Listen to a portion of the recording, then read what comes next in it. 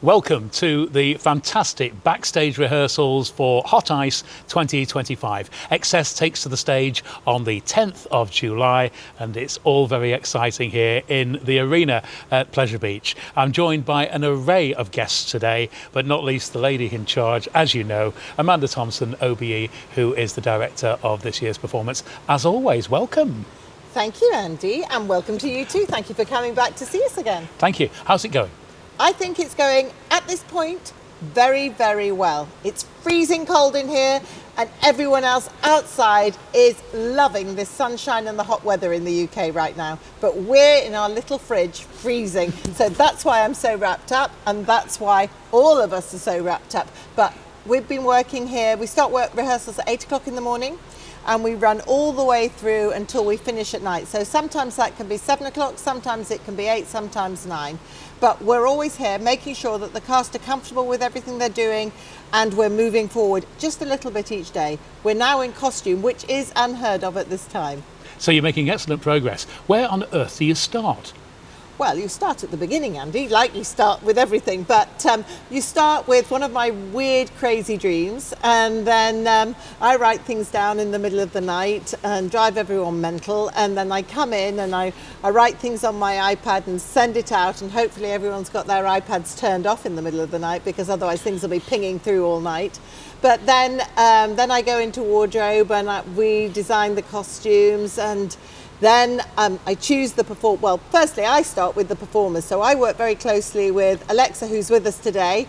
Alexa Robinson, she's the casting director. Alexa Scott Robinson, sorry. She's the casting director for Stageworks Worldwide Productions. So she helps me get all the skaters from all over the world together, and more importantly, she gets them here. What are you looking for in the ideal skater to take part in Hot Ice? Well, preferably somebody that's very, very experienced at doing triples, quads, very good at sport, athletics, and a lot of them have never been in a show before. And I think, to be perfectly honest, having skaters that have never been in a show before is quite helpful when you come to Hot Ice, because you don't have any habits from performing elsewhere. So we can really start with people from the very beginning and teach them how to perform and how to work and how to really do the technically the most difficult show in the world, and that's what Hot Ice is. Technically, for skating, it's the most difficult show. So these skaters come from all over the world, lots of different languages as well then, I guess. So when you get them all here in the arena, how do you go about directing them?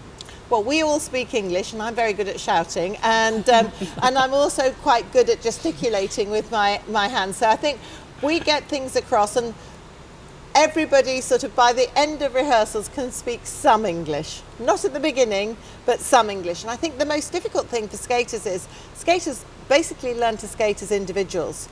So when they come to the ice, it's very, very complicated, because suddenly they've got 32 people all around them skating in the same way within their little space. And they get freaked out by that. And also the speed at which our skaters go is different from any other ice show. And if you're here in the arena, you feel the speed, and that's why we wrap up warm all the time, because we get quite cold sitting here. Because when they skate past you, you get this rush of breeze coming at you, and it's actually freezing cold air. But you do really feel the speed and the power at which they're skating, and they're going at breakneck speeds. And does that speed build up then over the 2 weeks of rehearsals when they get more and more used to being on the ice? No, the speed is fast from the moment they step foot on. It's like the mini Olympics. The first day they step foot on the ice, it's like the mini Olympics. So, but what they do is they get used to having other people close by, and hopefully with all the weeks that we have to rehearse, they're not too close, and we can make sure. You can't forget though, they've got a blade at the end of their leg. So that is really, really tough to contend with, because that blade is sharp.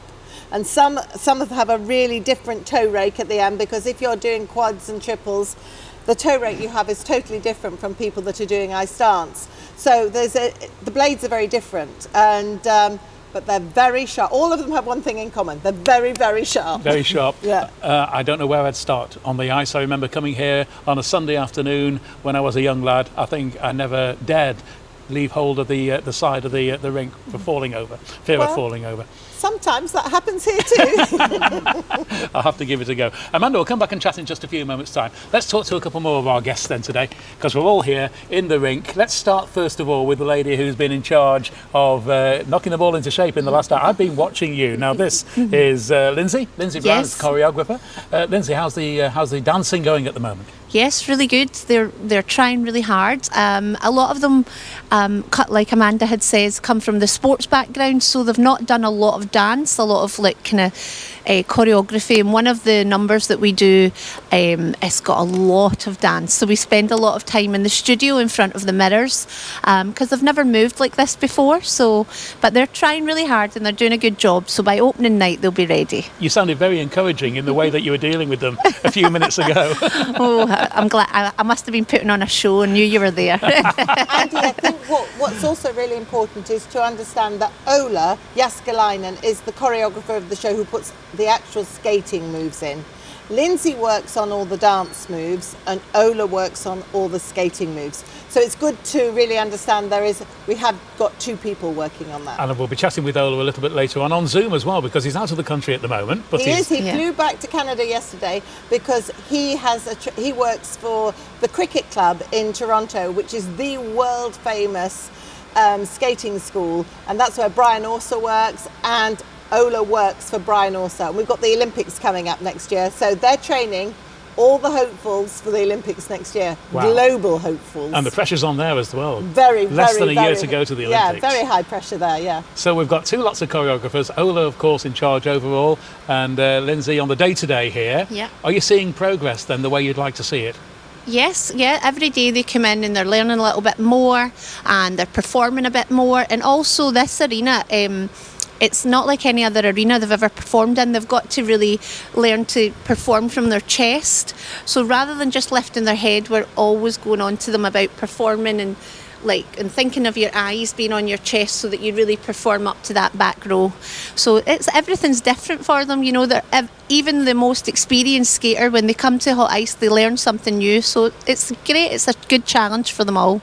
Is it difficult performing effectively in the round? I know there's one side missing to the stage, but your audience is all around. Does that pose a problem? No, and sometimes dancers are the same as skaters. Sometimes when you're in the back, you think you can take your foot off the gas and have a little bit of a rest. But here at the arena, there is no hiding. You can be seen from every angle, so you have to perform full out all the time. I can imagine there is no taking your foot off the gas here. Amanda would spot that. My goodness me. I've heard Amanda pull people into line if they do. Thank you for that, Lynsey. Thank you. Let's move on and chat to Alexa Robinson, Hello. who is PA to Amanda. Now, it's been your job to actually get these artists into the country, hasn't it? It is, and that has become more challenging over the years with certain Brexity things and whatever else. But I think the key is to starting the whole process early. So already now we're looking for next year, for cast for next year, and we start the process now of knowing, because a lot of them tour when they're not here, a lot of them go to ships and this, that and the other, so getting them to certain embassies and a gap in their schedule when they're on tour is difficult. So we have to start early, I think that's key. We mentioned a few years ago, actually, following Brexit, the difficulty in trying to get these people from other countries into the UK. Has that got any easier? It's not got any easier, no. If anything, it's worse, to be honest, because I used to have a timescale that I could work to, but now, you know, you're meant to get a visa approved within 6 to 8 weeks, but that's not the case. You don't know when you send a performer whether they're going to get it in 6 weeks, 8 weeks, 3 months. So it's difficult. It's difficult. My goodness me. So it's very difficult to actually cast the thing completely, right down to the final person, until that final visa's in place. It is difficult, but we have a lot of skaters that want to come to this show. So we do have quite an extensive reserve list for that reason. So if somebody can't come the day before or the visa doesn't get approved, then we have people always ready to jump in. Are there many British skaters taking part this year? I think this year we've got 5, which I think is quite a lot. Normally we don't have that many, but yeah, we do. And British, but also local from Blackpool. So it's lovely to see them where they train. So it's lovely to see them performing and being able to show their friends and family what they do. That must mean such a lot to perform Definitely. at Hot Ice here at Pleasure Beach in their own hometown. Absolutely. Absolutely. Thank you very much for that. Thank you.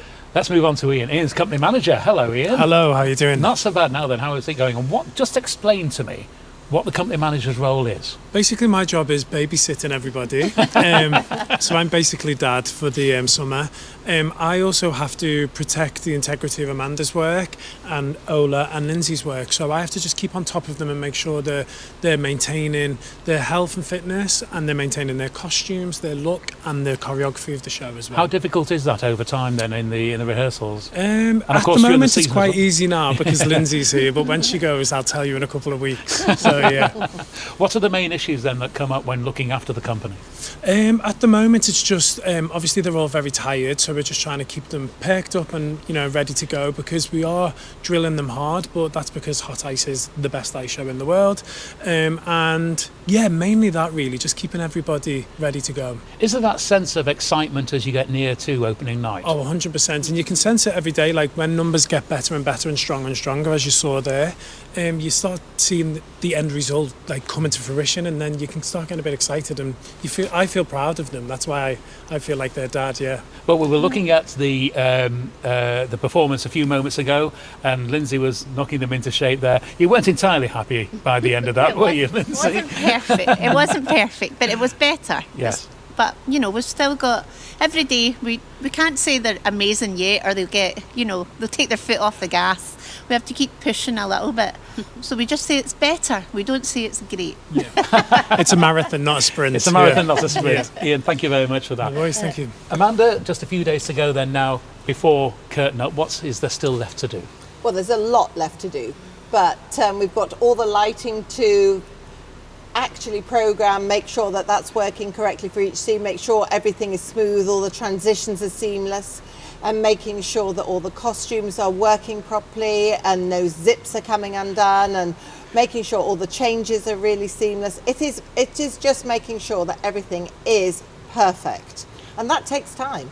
Let's talk about the soundtrack as well, because that is always absolutely amazing, isn't it? Who does it?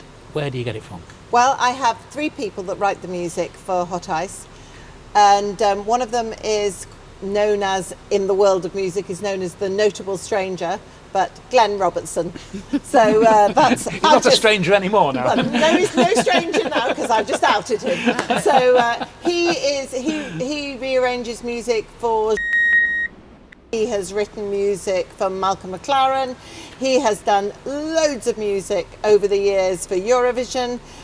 He's based in Germany, and he writes music for so many people, so many famous stars. So where does he get those ideas from? Because it's all very, very contemporary, isn't it? I sent him very, very strict notes, and we have meetings, and then he totally ignores everything I say. And so then I go, where's the beginning, middle and end? And then we have to go back to square one again. And then we do actually have a really good time working together and getting it sorted and making sure that we have the soundtrack that we have. That's amazing. Then I have Berenice Scott, who writes some really beautiful lyrical music for us. And she does, and she sings as well. And she really writes beautiful music. It's really lovely. It's soulful stuff. Craig isn't it? Hemmings. And Craig Hemmings as well. Craig Hemmings, who most people would know runs a very big company in the UK, but his hobby and his love is theatre, film and music. And he has an amazing talent for writing pretty interesting music, I think. And he used to be in a band when he was at uni. So I sort of bring that side back out in him, I think, and he writes great songs for us. It really is the sort of music that you can pop on in the car and listen to. I remember many years ago you could buy the CD of the soundtrack, couldn't you? You still can. And you can buy it online now. You can download it and buy all the soundtracks online. You can't buy the CD anymore because nobody wants to buy a CD. It's only me that likes to have a CD and look at the cover and read everything. But I think there's only me now in the world that buys CDs. I still do if I can. But certainly you can buy all the soundtracks online. Excellent. We look forward to that. So, few more days to go. Are you excited? I'm always excited. Producing live shows is so important today because all kids sit behind video games and TV and they don't really interact, and I think coming to watch a live show is very, very important for families, for everyone, because you can interact and take home a totally different memory, and we're all seeing the same thing, and we all see something that we all like differently in when you watch a live production. And I think it's really great that, because a live performance is, well, it shouldn't be different every day, but it always is, because you just never know if somebody is going to have a trip or a fall or something. And some people like that thrill of that, knowing that that could happen. But particularly here, because you're going at such a fast speed, it's totally different from watching it on a video, and it's totally different from playing a video game. Because if you were an ice skater in a video game, it wouldn't feel like this. And how do you feel on that first night when you're sat up there at the back watching? Pretty hopeless at that point, because there's nothing I can do. I think at that actual moment, you have to try and sit back and enjoy the work of the few weeks before that. But it is hard, and it is a bit nerve-wracking, because I think I'm fine when the last note of the finale has been played and everybody, the tabs are closing, the curtains are closing at the end of the show, and I think then I can just breathe the sigh of relief, thinking, thank you everyone, you've all done a great job. But that's everyone, from the crew to the sound guys to everyone working backstage, to everyone in the show, to the dressers, to the wardrobe team, to everyone here today as well. It's everyone's work all together that makes this show amazing. Just finally, and we'll go around all the team, favourite bits of the show this year to look out for? Oh my goodness me. The whole show is my favourite, because I have depends what mood I'm in. Yeah. Everything always It changes depends each on day, my, does it? yeah, everything depends on my mood. Lynsey, have you got a favourite part? Mine would have to be Utopian. Utopian, we'll Yeah. look out for that. Is that particularly intricate when it comes to the dancing? That's the dancey one. That's the dancing one, is it? That's spoken like a true choreographer. Alexa? I think probably because it's such an iconic kind of finale it's the same finale that we've had for quite a few Joy years. to the World? Yes, that's the one. So it's favourites, lovely. isn't it? It's so nice, and that soundtrack is amazing. And the skaters, I think, breathe a sigh of relief when they get to that. So honestly, they come out with the most smiliest, beaming faces because they got through it, and us watching it as well. I think it's lovely. Such an inspirational tune as well, Yeah. isn't it? And it's so famous. It's associated now Everybody with Hot Ice sings for- it. If yes, you listen for to many, the many audience, obviously they're die-hard fans, know every single lyric. So does Ian. And years. Ian, do you sing it in the shower at home? I He certainly does. do. I sing it everywhere. so that for me is the finale. That's terrific. Ian, apart from that, I'm going to go the opposite end. I'm going to bookend Alexa, and I'm going to go the very opening, because we tease what we can do and we show off some gorgeous costumes, and I think that piece of music this year is incredible. terrific. So much to look forward to.